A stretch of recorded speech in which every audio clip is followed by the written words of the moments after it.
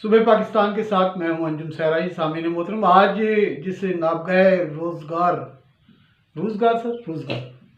روزگار شخصیت کو ہم نے اپنے اسٹوڈیو میں دعوت دی ہے وہ ہے مبارک افغانی۔ مبارک افغانی کی جو ایک ایسی شخصیت ہیں جو 70 کی دہائی میں سمجھتا ہوں جن لوگوں نے لیا کے نوجوانوں پر اپنے گہرے اثرات چھوڑے، ان میں ظفر زیدی، جناب ڈاکٹر خیال امروہی، غلام حیدر لنگا، الہی بخش سرائی صاحب اور جناب مبارک افغانی انتہائی نستعلیق اردو بولتے ہیں، مقزہ اور مسجع بڑی خوبصورت اہل زبان ہیں۔ میں نے ان سے یہ پوچھنا چاہوں گا کہ جناب پاکستان میں اردو کے حوالے سے یہ ان کی کیا رائے ہے؟ کیا ہم اہل زبان جو اردو بولنے والے لوگ ہیں، کیا ہم اردو کی افادیت کو زیادہ کر رہے ہیں یا کم کر رہے ہیں؟ اردو آگے بڑھ رہی ہے، ارتقاء کی طرف جا رہی ہے، یا اردو اپنے مرتبے اور مقام سے ہم نے کچھ اس کو کم کیا ہے؟ اس حوالے سے میں چاہوں گا کہ یہ اپنے تاثرات ہمیں سنائیں اور اپنی بات مکمل کریں۔ جناب مبارک افغانی صاحب جی۔ السلام علیکم۔ میرا تعلق ایک ایسے گھرانے سے ہے جو ہندوستان سے ہجرت کر کے نومبر 1947 میں لیا آیا تھا۔ آج تک اس گھرانے میں اردو کو بڑی احتیاط سے، بڑی خوبصورتی سے استعمال کیا جاتا ہے، اور یہی وجہ ہے کہ انجم صحرائی صاحب نے آج انٹرویو کے لیے مجھے نامزد کیا، اور یہ میرے منہ سے ہی کہلوانا چاہ رہے ہیں اپنے سوال کا جواب۔ تو سوال کے جواب میں عرض ہے کہ پہلا جواب اس کا یہ کہ اردو پاکستان میں اب پچھلے 8-10 برس سے پسپا ہو رہی ہے۔ اس کا جو اچھا دور تھا وہ گزر گیا، اس کے بعد بونا شخصیات رہ گئیں، اس کے اندر جو بڑے لوگ تھے وہ پیدا ہونے بند ہو گئے۔ لکھا زیادہ جا رہا ہے اردو کو، لیکن بولا کم سے کم جا رہا ہے۔ اب اردو جو ہے نا، مجھے تو یہ لگتا ہے کچھ عرصے میں تانگے اور ریڑھی والوں کی زبان بن جائے گی، اور وہ اس کی خدمت پہ تلے ہوئے ہیں۔ آپ کبھی سفر سے کہیں جا کر اتریں تو آپ سنیں گے آوازیں کہ جی رتے لال، وہی جب رتے کہہ دیا تو لال کہنے کی کیا ضرورت ہے؟ اس کا مطلب یہ ہے کہ اردو جو ہے نا وہ موجود ہے، لیکن اس کا حلیہ بگاڑا جا رہا ہے۔ تو میں اس سلسلے میں اپنی معلومات عرض کروں گا کہ کافی عرصہ پہلے ایک محفل میں ہم بیٹھے ہوئے تھے، تو وہاں ایک صاحب نے کہہ دیا کہ اردو جو ہے وہ لشکری زبان ہے۔ مجھے وہ بات کو تلخ لگی۔ میں نے ان سے دریافت کیا کہ بھئی لشکری زبان کے کیا معنی ہیں؟ تو انہوں نے کہا کہ جی وہ زبان جس میں بہت سی زبانوں کے الفاظ شامل ہو۔ میں نے کہا بھئی تو اس میں اردو کو کیا امتیاز حاصل ہے؟ آپ نے اگر لسانیات کی کتب پڑھی ہیں، تاریخ پڑھی ہے، اس کے بارے میں اگر کوئی آپ نے اپنا نظریہ بنایا ہے تو یہ بتائیے کتنا عرصہ آپ نے اپنی زندگی کا اس پر لگایا؟ وہ کہنے لگے کہ نہیں، میں نے صرف سرسری سنی ہے یہ باتیں۔ میں نے کہا کہ اس لیے آئندہ ان کا اعادہ نہ کرنا۔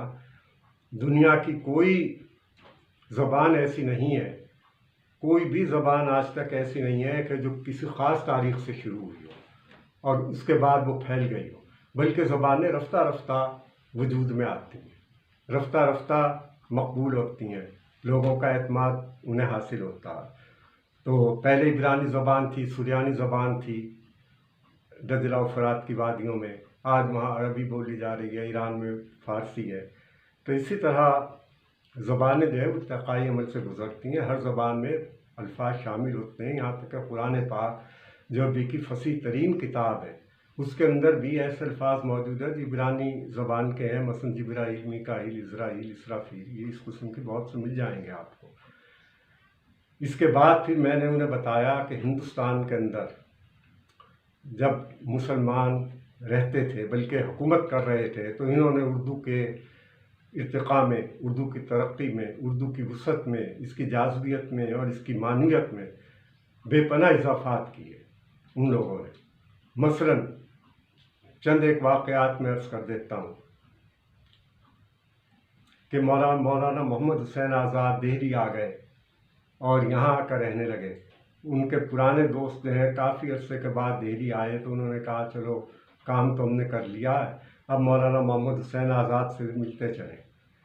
تو وہ پتہ کرتے ہوئے اس محلے میں پہنچ گئے جہاں محمد حسین آزاد کرائے کے مکان میں رہتے تھے۔ محلہ تو مل گیا لیکن مکان نہ ملا۔ بالآخر کسی نے گلی بتا دی کہ فلاں گلی میں آپ پتہ کریں، وہاں نئے کرایہ دار آئے ہیں کچھ عرصے سے، تو شاید وہاں پر ہو۔